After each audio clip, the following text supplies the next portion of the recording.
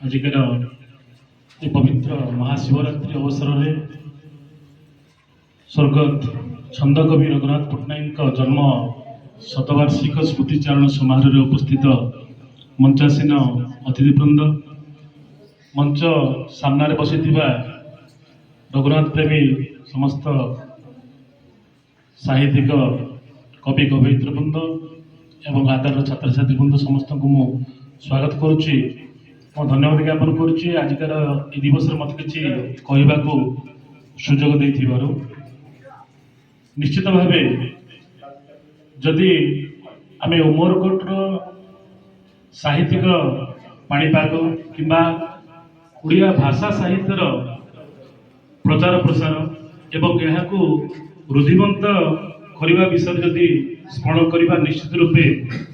रघुनाथ पट्टनायक सार एवं सुभाष चंद्र मिश्र सार नाम सर्वाग्रे आम मन पकई छंदकवि रघुनाथ पट्टनायक संस्पर्श में आसी मोर मन पड़ू 1988 मसीह मु डीएन को आसे देवनारायण बारिक सार गोटे छोटिया दुकान थाए चुटी काटिया दुकान मुझे बस चुटी काटे सकाल 8टा रु 8टा अधे मध्य रघुनाथ पट्टनायक सार दुकान को आसती दुई मध्य विभिन्न कविता एवं साहित्य विषय आलोचना अनुष्ठित हुए घंटा घंटा दिन मु शुणे कि बुझे कि बुझे ना बहुत बुझे ना कि बुझी थाए बारिक सार किए आसला बाल काटिला से कौन प्रकार चिंता न थाए साहित्यिक आलोचना विषय से उभय तल्लीन था मत भल लगे से आलोचना शुणापी मुझे शुणे आई समय जो पत्रिका बाहर रघुनाथ पट्टनायक सार संपादन में जुगवाणी पत्रिकाटी डाहुक कथा मृत्यु तो पढ़े से बहुत भल लगे रमेश मैंने जहाँ कहते समाजर दुर्नीति भ्रष्टाचार और समाजर विभिन्न समस्या को नहीं अति निखुण भाव व्यंग भाव से उपस्थापन कर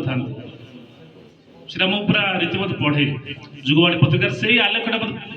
बेसी पढ़े मुझे मन ध्यान जमी आम समाज गोटे आलोक्य बाहर झिटिपिटी कहे से मत लगे किंतु रघुनाथ पट्टनायक थिबा समय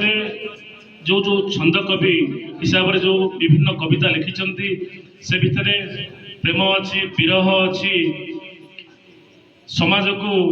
उपयोग थिबा समाज को दिग्दर्शन दूसरा विभिन्न कविता मध्य से लिखिं भंजीय कला नौपुण्य से कविता गुड़ी रुधिबंत हो पारे आज दिवस विभिन्न वक्ता तांकरी उपरे अनेक गुड़े स्मृतिचारण कर अनुभूति वर्णना कर खुशी लगे प्रफुल्ल राउत सार कहते आसंता सारस्वतटा रघुनाथ पट्टनायक उद्देश्य उछर कर बहुत खुशी कथा मु गोटे दुरा मतामत देवी आज कार्यक्रम जो आयोजन रे बाबुला साहू भाईना सेठी सार केदार सार वंशीधर भूया सार बल्लभ सार आउ जो मैंने अच्छा भल आयोजन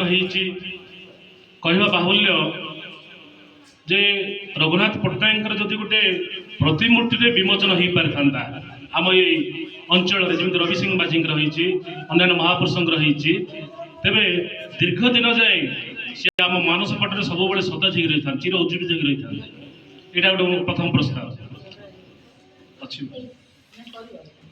रघुनाथ पट्टनायक प्रतिमूर्ति जो उन्मोचन होता भल होता और द्वितीय प्रस्ताव है जी साहित्यिक माने ओडिया भाषा साहित्य जो अवदान अच्छी से जन निरल निष्कपट व्यक्ति थिले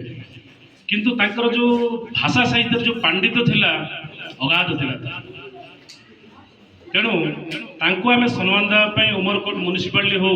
गोटे जब रास्ता गोटे उद्देश्य समर्पित हो पारि था मार्ग हिसाब से ना यहाँ रघुनाथ पट्टनायक मार्ग समस्त मन पकई था निश्चित भाव यहाँ मोर द्वितीय प्रस्ताव तृतीय प्रस्ताव है ଯେମିତି ନବରଙ୍ଗପୁରର जो कृतज्ञ बाणी साधक मान थे त्रिपुरा त्रिपाठी हो भागीरथी पात्र हो ओडिशा साहित्य एकाडेमी भागीरथी पात्र जन्म दिवस को सरकारी स्तर अनुमोदित कर प्रति वर्ष पालन कर आम चेष्टा करते विभिन्न साहित्यिक अनुष्ठान अच्छा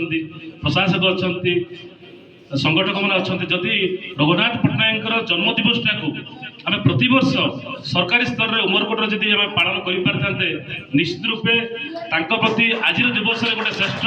श्रद्धांजलि और सम्मान बोली अनुभव करुँ। आधुनिक कविता क्षणस्थायी किसी समय भल लगे केते दिन भल लगे तापर से आमर मानस पटर अवसर जा भूली जाऊ किंतु छंदबद्ध कविता गीति कविता सेटा चिरस्थायी तेणु आम कौन करवा परवर्ती समय जदि आम सुविधा सुजोग पाऊ सार जो गोटे छंद कवि थे